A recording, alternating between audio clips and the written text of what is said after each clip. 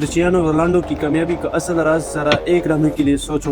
दुनिया के करोड़ों लोग कामयाब होना चाहते हैं, हर कोई अमीर बनना चाहता है, हर कोई मशहूर होना चाहता है, लेकिन जब कुर्बानी देने का वक्त आता है तो अक्सर लोग पीछे हट जाते हैं। सच तो यह है कि बगैर कुर्बानी की बड़ी कामयाबी हासिल नहीं होती। और अगर आप इस हकीकत को समझना चाहते हैं तो क्रिस्टियानो रोनाल्डो की ज़िंदगी की इसकी सबसे बड़ी मिसाल है।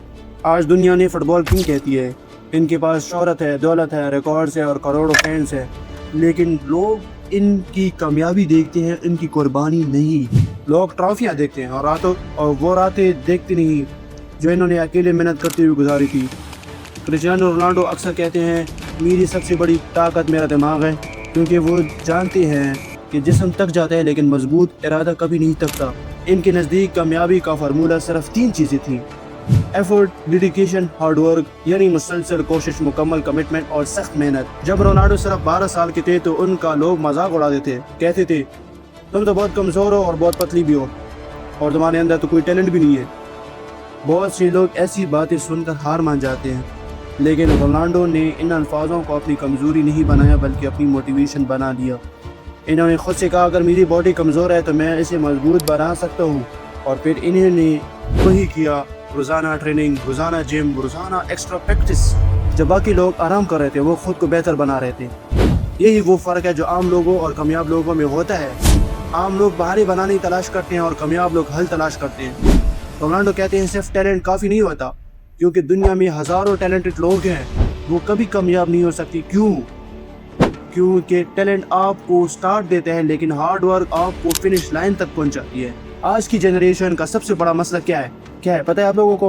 हम रिजल्ट जल्दी चाहते हैं, हम कामयाबी चाहते हैं, लेकिन कुर्बानी नहीं दे सकते। ख्वाब देखते हैं लेकिन इन ख्वाबों की कीमत अदा नहीं करना चाहते। हम मोटिवेशन चाहते हैं लेकिन डिसिप्लिन नहीं। रोनाल्डो की ज़िंदगी हमें क्या सिखाती है कि हर बड़ी कामयाबी के पीछे हज़ारों छोटी छोटी कुर्बानियाँ होती हैं। वो दोस्तों के साथ वक्त गुजार सकते थे लेकिन ट्रेनिंग को तरजीह दी। वो आराम कर सकते थे लेकिन प्रैक्टिस को तरजीह दी। वो हार मान सकते थे लेकिन लड़ते रहे। और याद रखो, रोनाल्डो को हमेशा कामयाबी नहीं मिली, इन्हें नाकामयाबी भी मिली, इन्हें तनकीद भी मिली, इन्हें शिकस्त भी मिली, लेकिन एक चीज़ कभी नहीं बदली, इनकी कंसिस्टेंसी।